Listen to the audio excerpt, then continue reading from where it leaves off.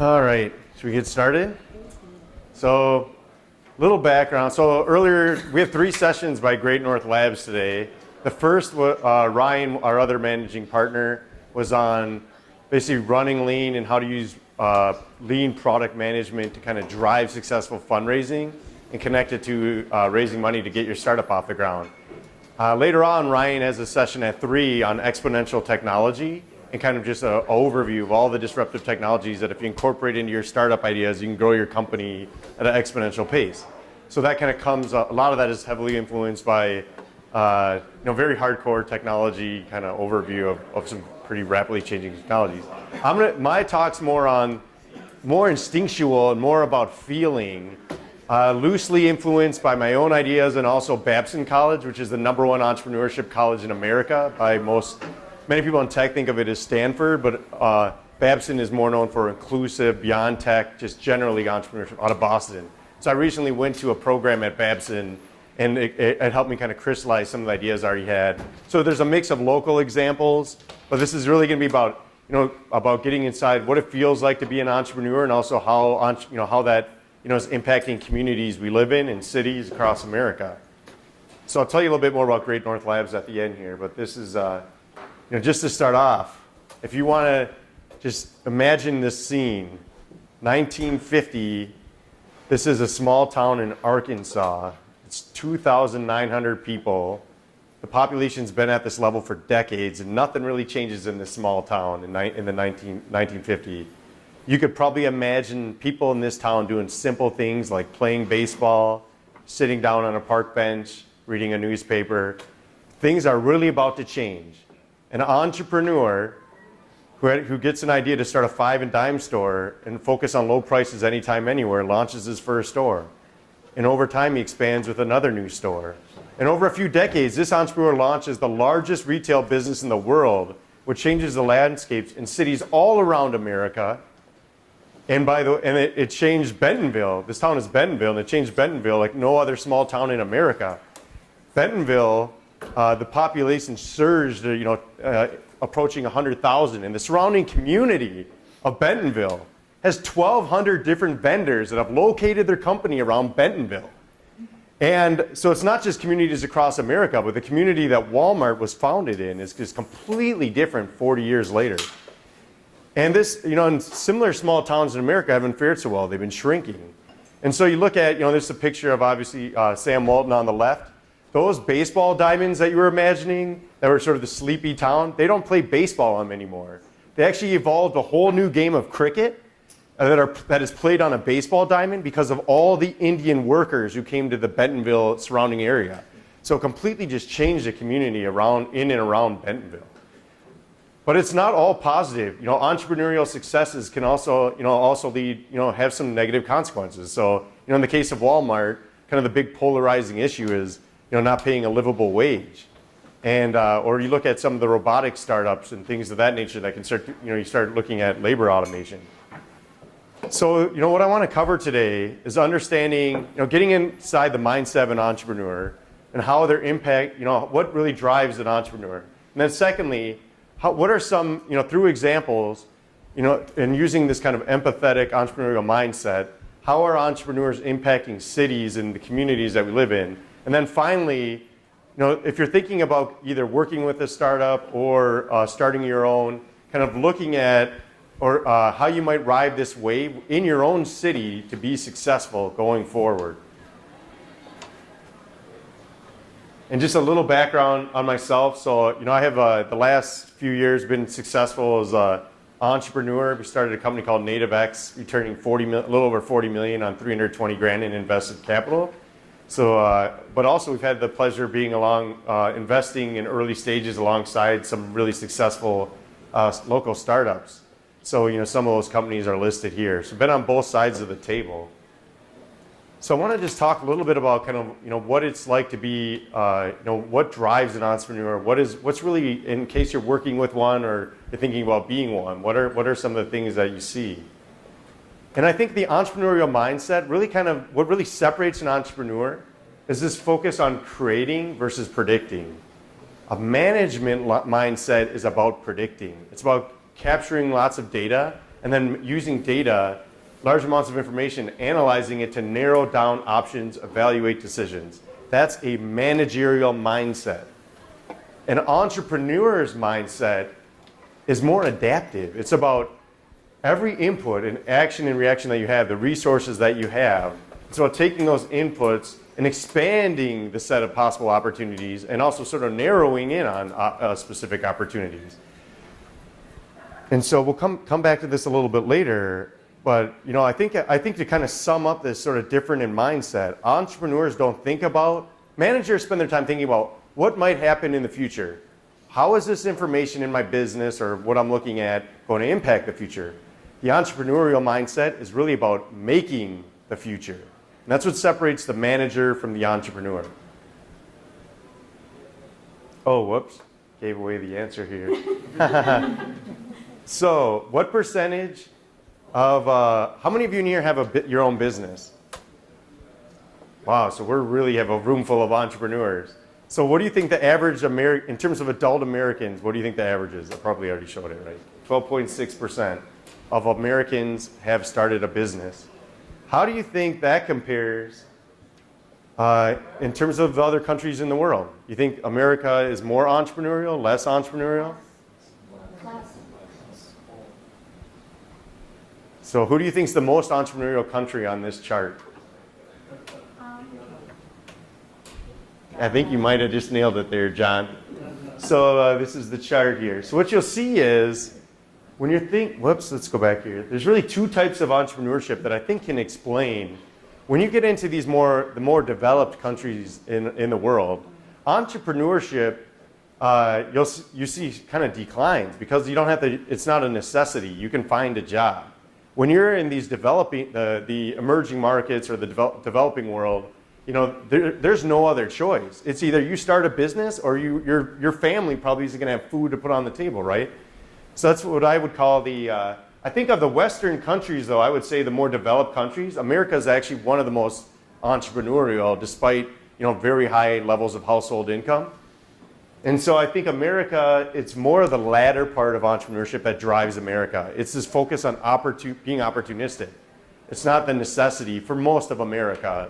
You can find a job that you can get by with. So I just wanted, I think that's why there's a huge gap. I'm very proud to be an American. I'm proud to be, trying to build stronger opportunities. I'm proud to be in the Midwest and in Minnesota, to try to create the stronger opportunity set for those that are coming forward.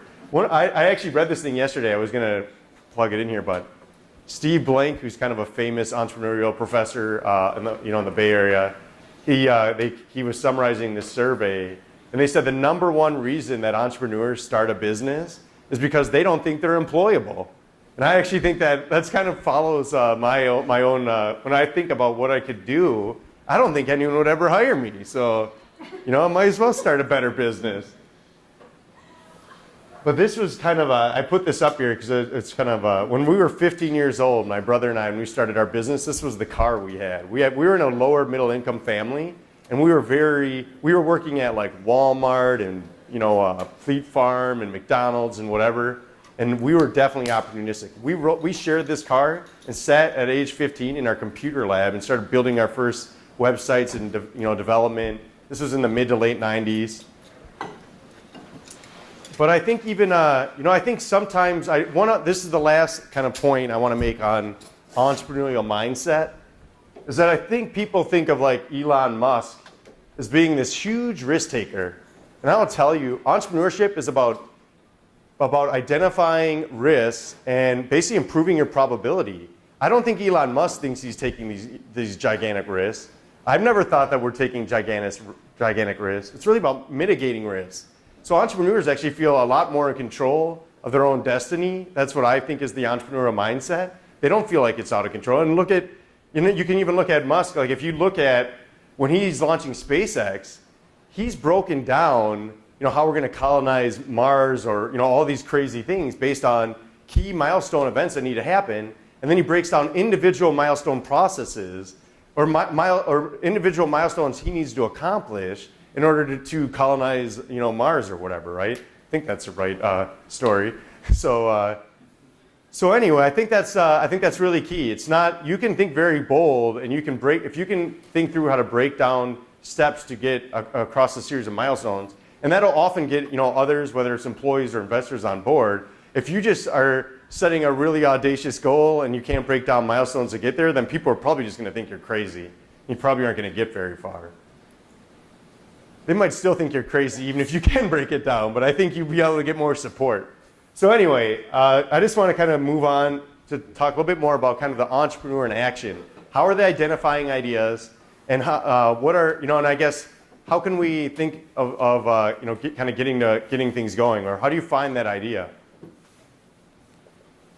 So one of my favorite quotes, when I was like a teenager, Bill Gates was my hero. I read like every book and all, and I don't know, probably not the best hero to have, but he was, I still use Microsoft, products. Everybody probably, is on Apple for their PCs, but I think one thing I took away from Gates, and I think this really is more true now than it was even 20 or 30 years ago, and I think you can learn about this in the exponential talk that Ryan's going to do in the theater at 3, my partner. But there are so many disruptive technologies that are exponentially going to change every industry that we have in our community, in our city. If we don't embrace these technologies and start driving the disruption, I am afraid that 10 or 20 years from now, that these businesses are not really they're not going to disrupt themselves. They don't have it in their DNA. And I think that's what kind of Gates called out with, it's really, not a lot happens in 1 year, but you'd be really surprised in technology, like how far things can go in 10. And so I think, one of the things I think really about entrepreneurship is, I think there's this kind of notion that I talk to a lot of venture capital folks, and they're so enamored by the technology, but really a lot of the successes are really taking these core really hard technology problems and sort of bringing them into to solve a certain problem. And I look at this, this example. If you were observing, standing out on a corner in New York and it's raining all over you and you're just miserable and every taxi's driving by you, you could see that was a very painful moment, and it was happening all the time around the world. And you develop that sense of empathy. And I think this is kind of, this is how entrepreneurs are really thinking. And, you think about how much more that pain's been eliminated by Uber, and it's become bigger than the whole taxi industry. And it's pretty incredible how, and that's obviously causing a lot of changes in cities and how transportation works. I think another example I really liked was, I think San Francisco is a really interesting place. Like, I don't really want to start a business in San Francisco because I don't want to be this guy. I don't want to live out of my Ford Focus so that I can afford to live and start a company. And I think, what's funny is, I think because of this pervasive issue in San Francisco, there's a lot of startups that are emerging that are trying to think about how to reduce the cost of living, and there's like a whole bunch of different approaches around how to solve that problem. One that I kind of I think was pretty interesting. They're building instead of building on site, there's a startup called Blockable that is building residential properties using manufacturing process, so they can dramatically reduce the cost of residential living. I think about this as like, so I think right now, if you're in construction industry, and we have some big ones locally, we have Mortenson, they're more on a higher end. They're not building like, maybe more in like energy. You look at like Blattner up in central Minnesota, kind of where we're based and down here. On the energy side, there's not really, aesthetically, people don't really care if a windmill looks different than the next windmill. So they're very far along in the construction industry in some of these areas, making very modular processes. And I think this is, they're even starting to, there's one other company that's 3D printing, literally 3D printing like these really low-end homes. What do you think about where can that go 10 or 20 years from now? So I just want to, in terms of, if you're thinking about your career, or if you have a younger person that you're mentoring and they're asking you, well, with all this change that's happening in our city, or that's likely to happen, how do you make a career plan with this all going on around you? Or how do you start a business with this all going around you?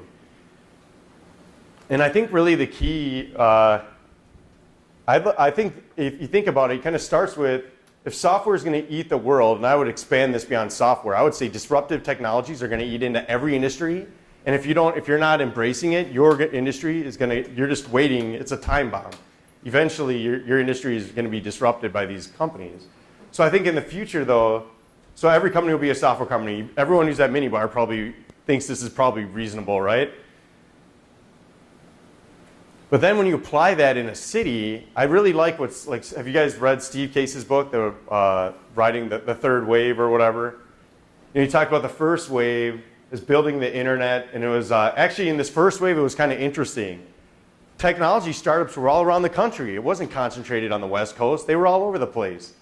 And then you kind of got in the second wave, and it became very concentrated in the West Coast, and that, to a point where it really I think it's caused a lot of damage. From a societal standpoint, if you're in any of these other cities or towns that were sort of left out, or maybe your leading industries were disrupted by a Silicon Valley startup. But I think the good news is the next wave, it's kind of the more of the internet, it's that software and that disruptive technology eating into every other industry.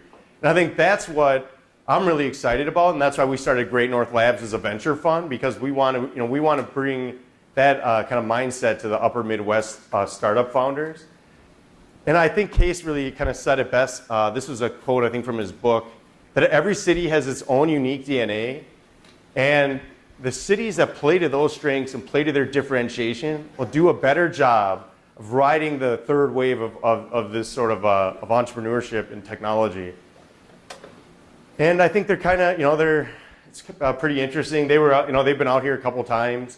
This was Anna Mason, who's one of the 4 or 5 partners at Rise the Rest, like Fuel Collective, like a couple months ago. Myself, and we have Minuo, who is one of our portfolio companies earlier on, who's now one of the more successful entrepreneurial stories in the Twin Cities. But I think it's really interesting. But I think that it's. So I wanted, if you were to back up, we've been doing some research. What are the industries dominant in the upper Midwest? And you'll see, we'll be putting this out over the rest of the year. But I was going to pick out a few examples of how I see this, taking this entrepreneurial mindset, looking at the strength we have from the industry perspective, and then looking at interesting tech entrepreneurial opportunities that can leverage that local industry expertise. So one of these, I think. It's interesting. How many of you in here have kids? So about half the room. How many have kids that have been in a sport or are in a sport? So pretty much everyone has kids. Probably like the most, there's a lot of problems with like youth sports. Where parents are just arguing with coaches. I recently read this story like a couple months ago up in Brainerd, where this guy retired as like chief of police for the Brainerd Police Department. And then he became the high school varsity basketball coach. And then he basically, finally, after a few years, he just said, I'm done with this. I'm getting yelled at by every parent. I'm the varsity coach. How does a kid pick a team? How do you pick a team? My kid should be getting more playing time. All these different just pain. I try to volunteer for my own kids. I try to volunteer for coaching, but it's really painful, how you pick teams. And sports is that, big business here. Obviously, we've had Sport Engine, but even beyond that, pro sports is really big in the region. Collegiate sports is very big. And so I think, this startup, obviously, Team Genius, so we just, participated in, or led, I guess, their seed round. We're really excited about them. They're kind of solving this problem by standardizing, how you pick teams and being more transparent about it with parents. And you know what? It's really evidence through their surveys that this is really solving a problem. And if you were to take this away from the early leagues who've been adopting it, it'd be very painful. And that's one thing we really look at, if testing to see if you're solving that problem. There's another one, and I like to use these examples because I think a lot of people think that to get a company off the ground you need to raise all this money. This, we're pretty close to finalizing this, so don't go tweeting this. But so one of the generator companies that was on tour, I mentioned Field Nation earlier, is kind of one of our big successes. So this company out of Chicago, I think they're in the Milwaukee or Madison generator. They noticed that all these manufacturing businesses, so obviously we're in the Rust Belt, we're in the Great Lakes region of America. There's still a ton of large manufacturing companies. That came up in our research, right? But when you look at the biggest problem they have is how many millennials do you know that are going into welding? There's none. They have this huge staffing issue because they can't find skilled manufacturing labor. And this is why I actually think and we'll get into it a little bit on the next slide here, but if you're giving advice to young people about what careers to get into, obviously the trades are actually going to be, I think, very important. They'll be the last jobs that get automated. But I think or many of them anyway, but I think with Factory Fix, for a little less than $10,000, they were able to license the software, hack some pieces around it. So 10 grand out of pocket. And they basically were able to validate that they could create a labor marketplace for primarily for freelancers. So they could attract skilled laborers, and they could basically go to a manufacturing business and provide the laborers. This is basically Field Nation's business that we had a 30x return on Field Nation that we invested in 10, 12 years ago. But instead of being field IT work, it's solving the manufacturing industry. So we're really excited about this one. Very early stages. They they have some technical debt. They'll have to clean that up. But the bottom line was they were able to kind of solve this big local or regional problem of manufacturing labor by creating a more efficiency and liquidity in how you find manufacturing laborers.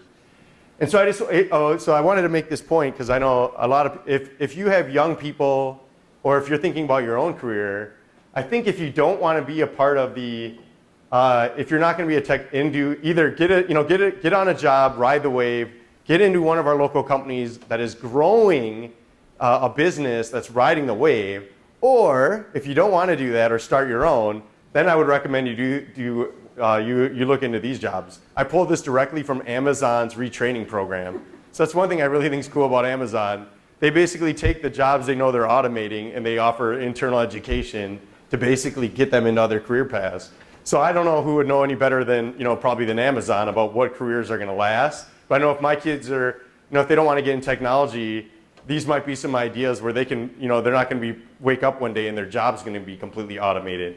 I think in some of the research we were doing, 41% of the jobs in Minnesota are basically going to be automated within 10 years. So it's really scary if you're a young person. What should you get into? I don't know. This is what I was thinking when I was 15, thinking about what job I wanted to get, and that's why I got into technology and entrepreneurship.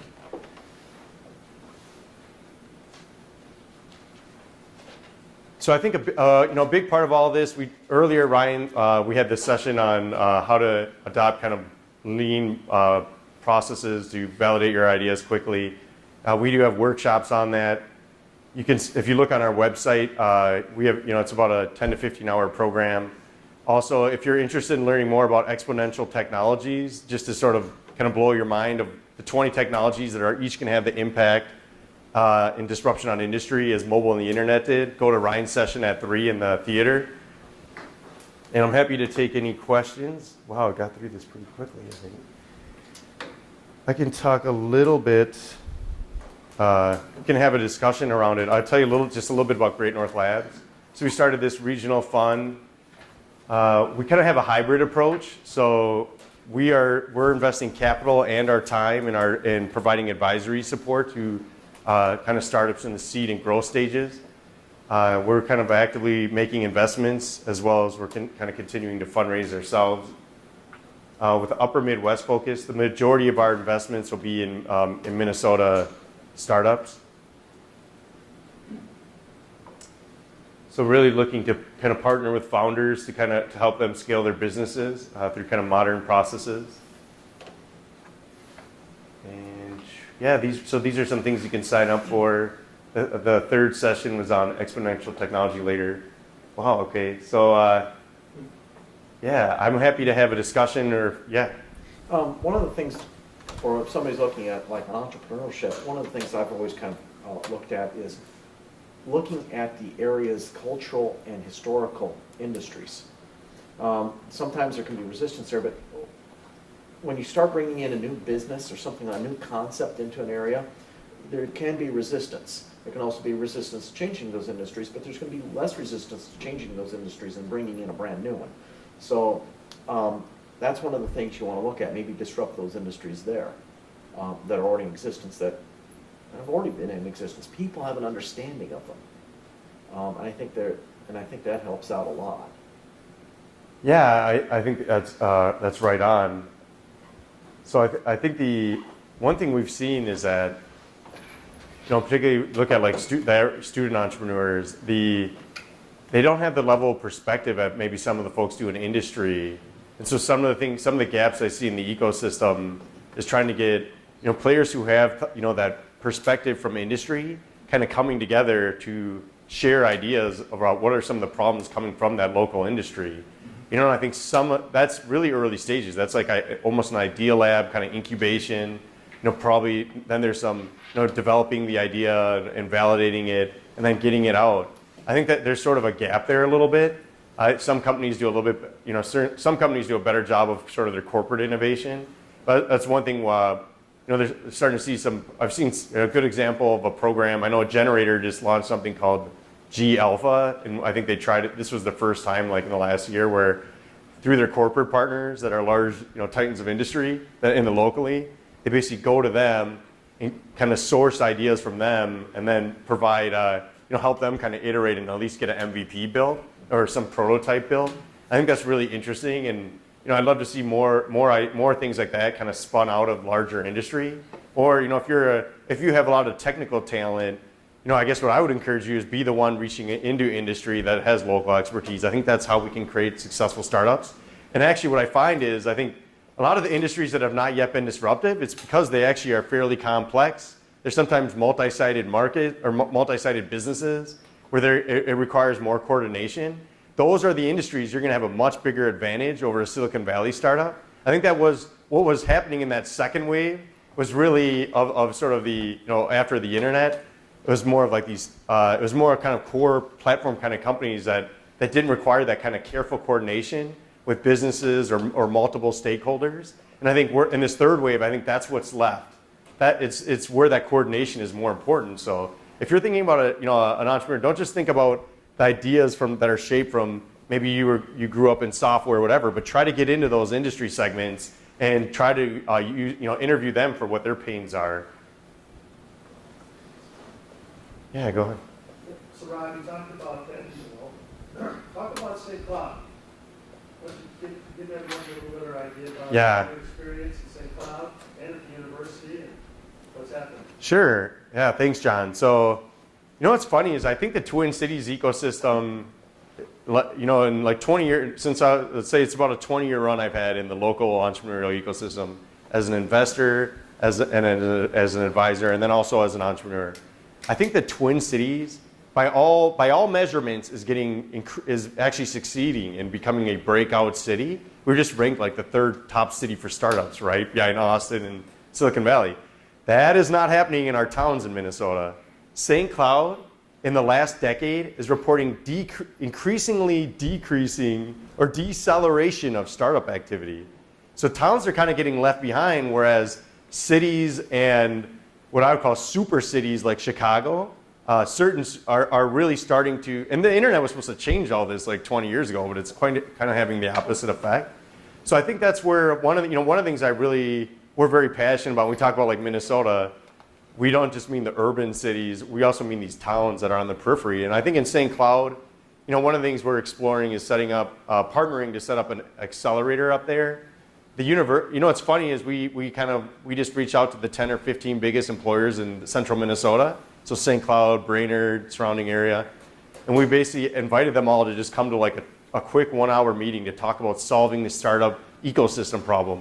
And you know how many people said no? These people don't even really know each other because they're all siloed and, it's a healthcare, with 12, company with 12,000 employees. It's a construction company with several thousand. These are like titans of the central Minnesota industry. Every single one of them said yes. We had like CEOs and CFOs of all of them show up, and we basically said they know that they need to be a part of this changing future.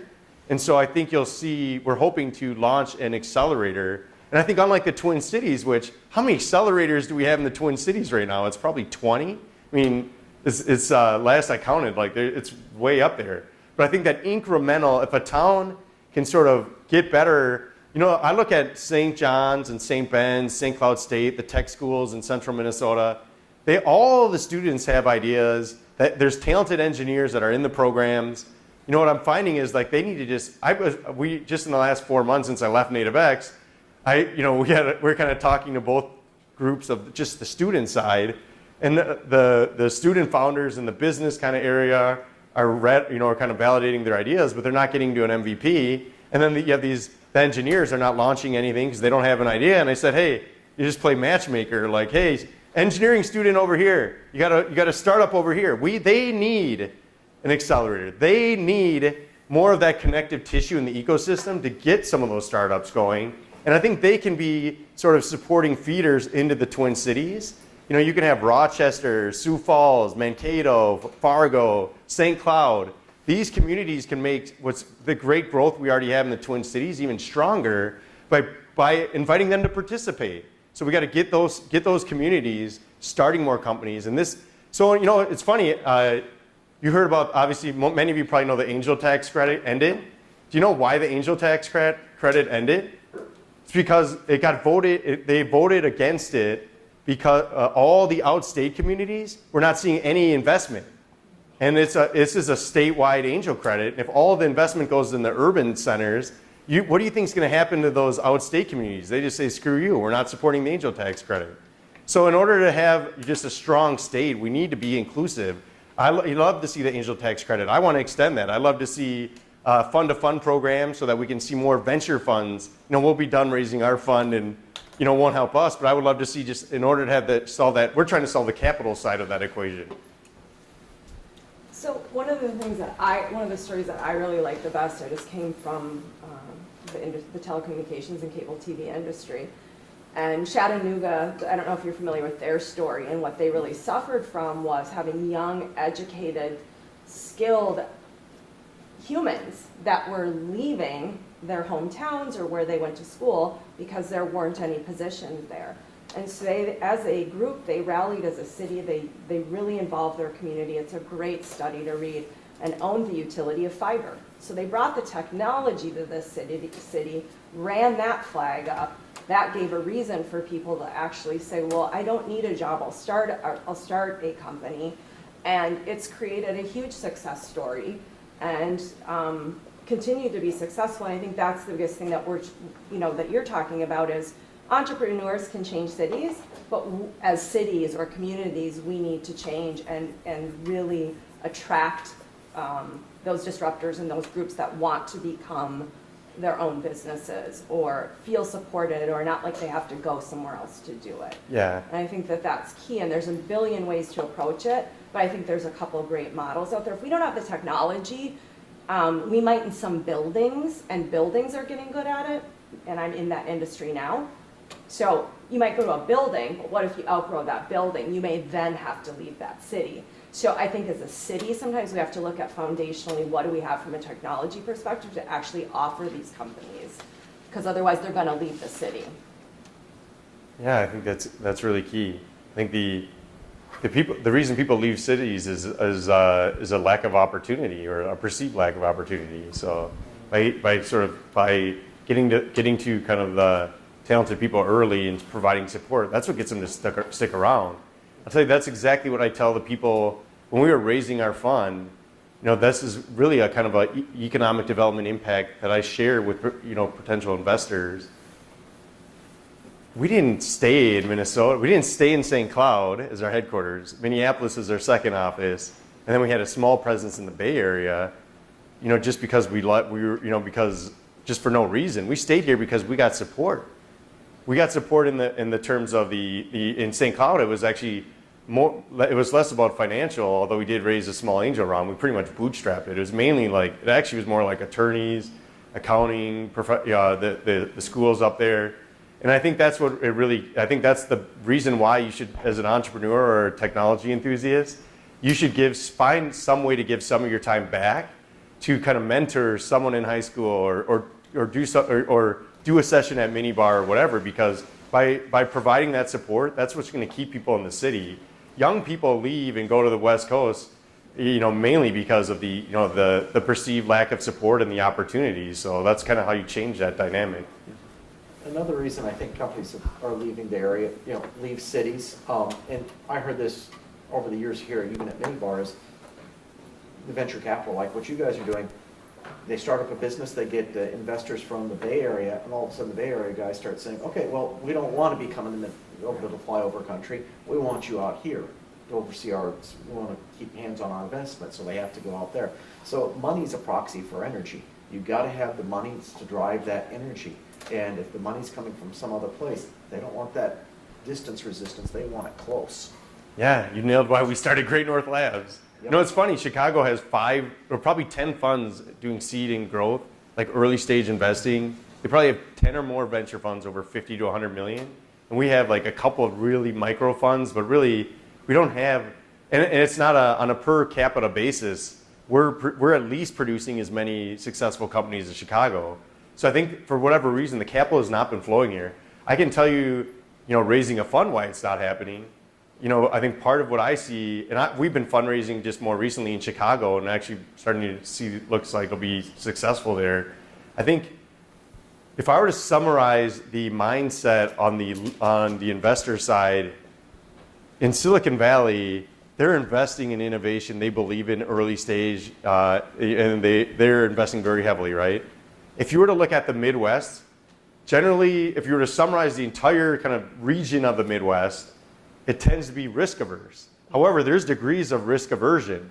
Chicago has much lower degree of risk aversion. I would say it's like 50% less, you know, more risk tolerant than, you know, less risk tolerant than Silicon Valley, 50%. I would say in Minnesota, we're probably like, we might be 40% or 30%. Wisconsin is like, oh man, they're like 10%. And I know this because I've gone to these communities. We just started doing this 4 months ago. So I think I think if, you know, and this is what I would encourage, if you want to see a more vibrant venture capital ecosystem that's sort of run by here, you know, I think this is one thing I would, you know, introduce. If you come across an interesting early stage startup, you know, let's find a way to partner. We're regionally oriented. Some of the other funds that we have in town are doing stuff all over the place. They're maybe working on different things or whatever. We're really looking to find the best companies that we can partner with. And then my definition of like success, you know, would be something like Proto Labs. I've been saying this like a million times. You know, to be able to build a company that was large. I mean, it was great that it was kind of pretty much bootstrapped. You know, if you guys know the story of Proto Labs, it was like injection molding and automate, kind of using. They were able to kind of automate the production of these injection molding components, and it saved a lot of time. So in manufacturing or whatever, Proto Labs is now $3.5 billion public company. They IPO'd at a $500 million market cap, and they're 7x bigger. And that was started in Maple Plain, like right next to Lake Minnetonka. And it's like, holy crap. They didn't sell to some private equity firm. They got to a point where they had a strong defensible strategy. They IPO'd the business. This is like a future pillar of the Twin Cities. Let's create 10 more of those in the next 10 years. Why not?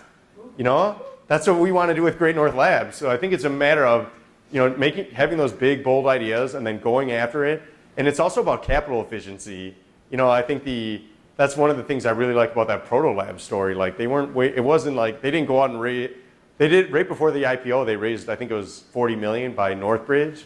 So the person who led that deal, Matt Blodgett, is actually an investor and advisor in our fund. He's from Minnesota. He did that deal while he was in Boston, but now he's running a big firm in San Francisco.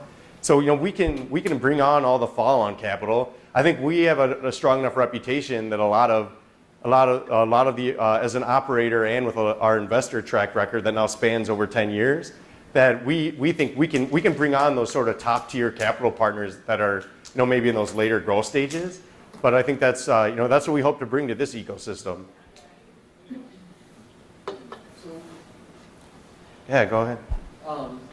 So, you know, I hear a lot about, you know, not having VC support, but VCs get their money from somewhere. It's from their limited partners.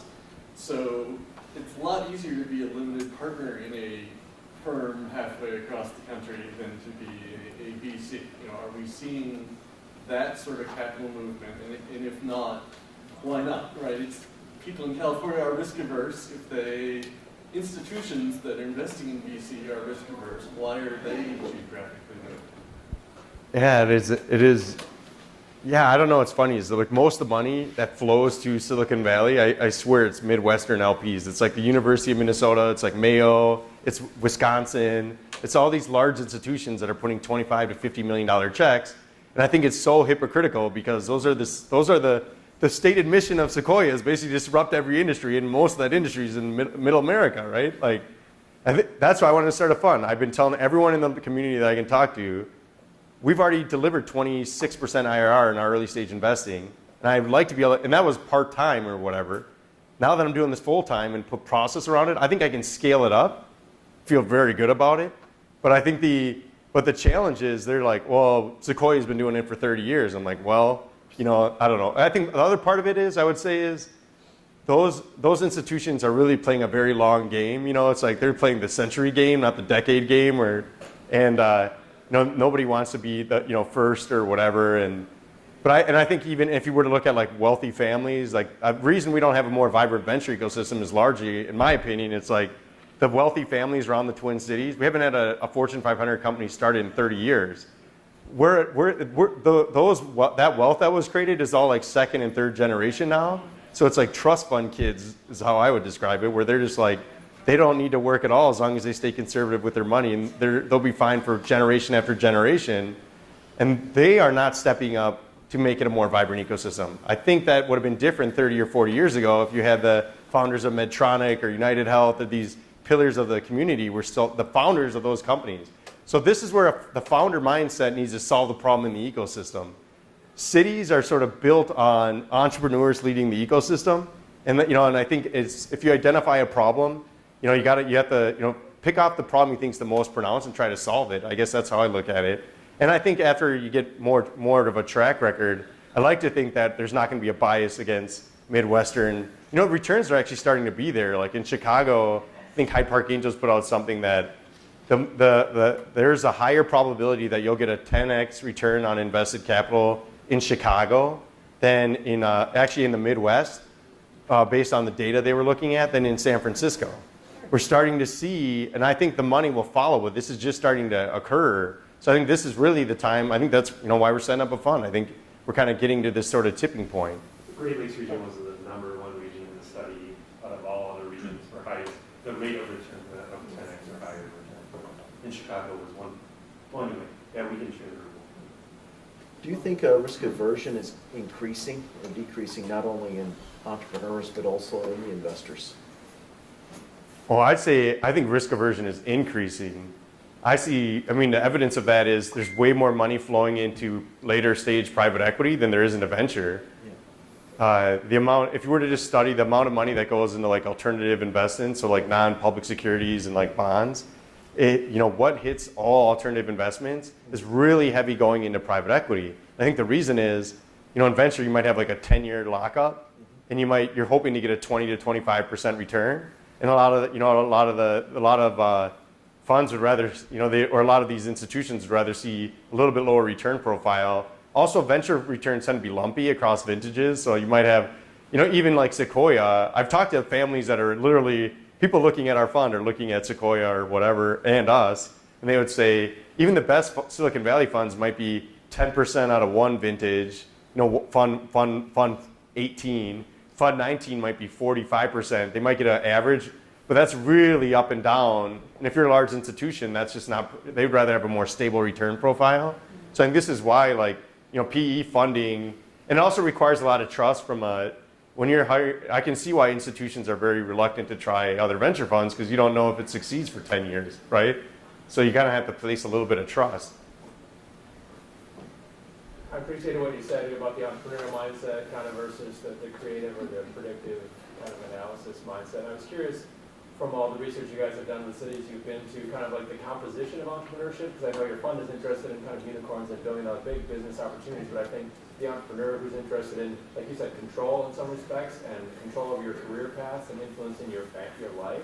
How do you see like distribution of things that support people getting to that business that creates a great life for them, impacts the community positively, but it doesn't necessarily on that growth trajectory, and having that be an important part of the ecosystem as well? Great if you've got to make a few minutes out of it. I think I think locally we have a great, we have one of the more successful communities, because even if you were just compare regionally to Chicago, we have as many Fortune 500 companies as Chicago does, which has created like this. There's a really safe play to create a consulting business in this town and have a really great life and have a really great career, because there's plenty of, at least now there's present. I would sort of subject that or interject and say, look out 10 or 20 years from now.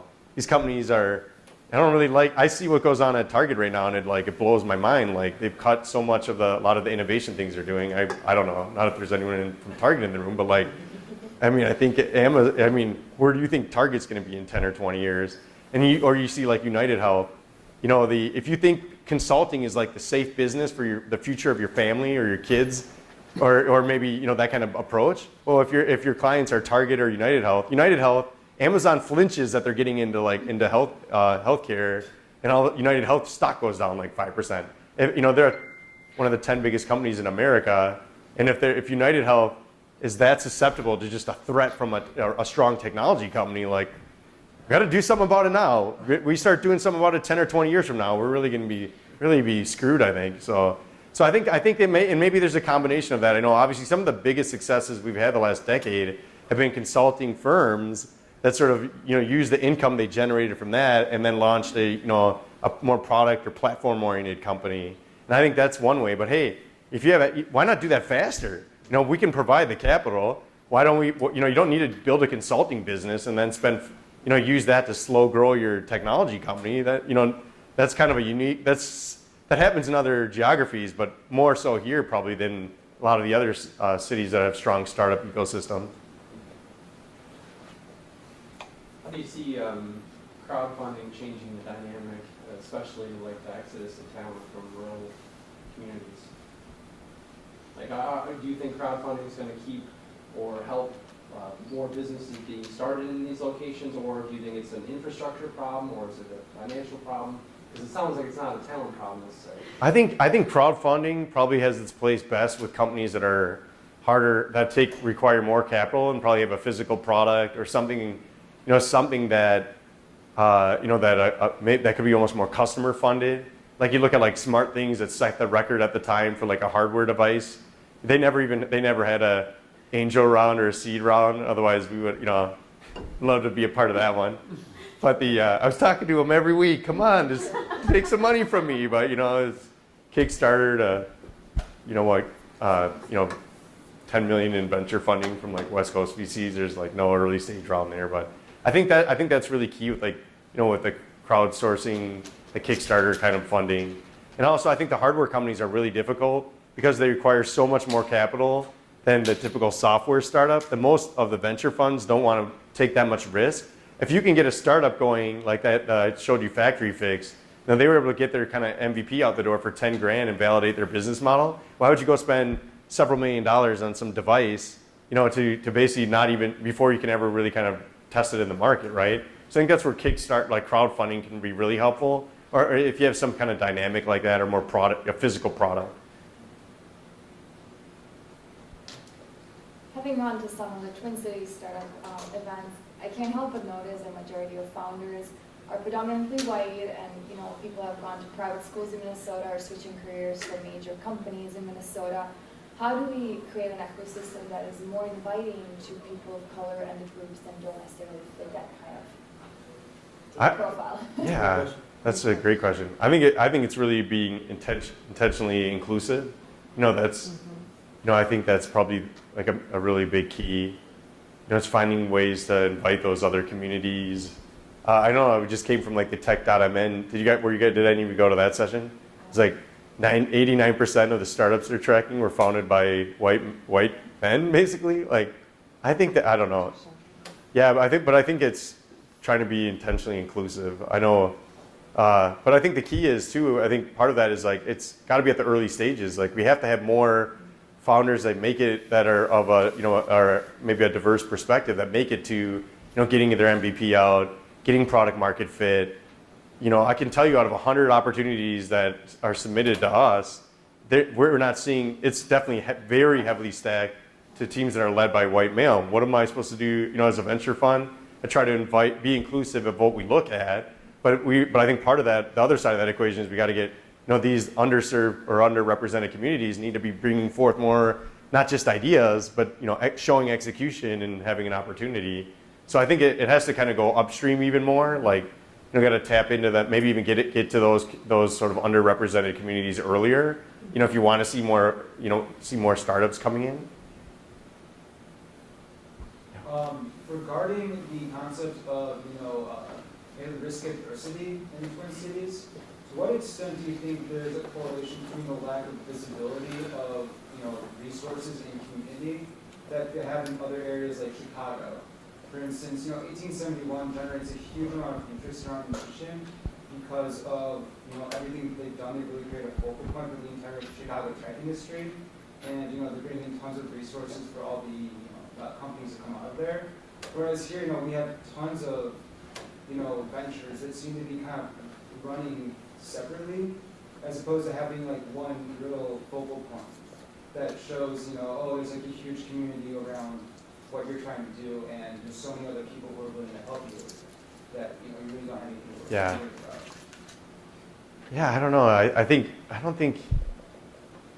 I've talked to more, been spending more time in Chicago, and some of the more successful founders I've met there say that 1871 is really kind of it's more helpful for like, I guess this probably feeds into what I've heard out of the impact of 1871 is that for sort of the first time founders that need a little bit more support and maybe some cheerleading or mentorship, they're getting that out of 1871. But like the repeat founders aren't hanging out at 1871. They're just kind of step back and say, we're not, we don't need any of the mentorship. I guess in the Twin Cities, that's kind of where I see accelerators. I don't think too many repeat entrepreneurs are going through accelerators, but I think that the mentorship and connections they can bring, I think is really helpful. I'd love to see more, I think where 1871, it's really, I think the gap, if you were to ask me in the ecosystem, is kind of on the idea lab. Like how do we get more ideas kind of coming out of industry? That's where I see, the biggest gap. That could be good. We have plenty of accelerators, but if we had more, how do we get more ideas get an MVP going, maybe sell their first customer, get into an accelerator? I think that's where we need the most.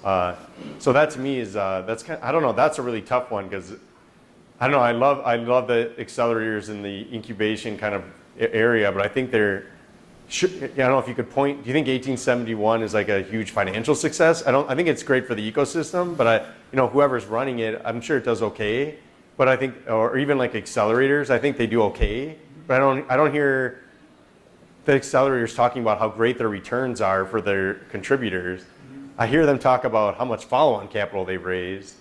So I think about that as like, I don't know, I think and then maybe that's where I'd love to see like kind of the local government maybe step in and maybe that's where some programs could be helpful, is to just kind of create that that idea lab or that center to kind of help provide the mentorship to just get these ideas to a state where they might be fundable.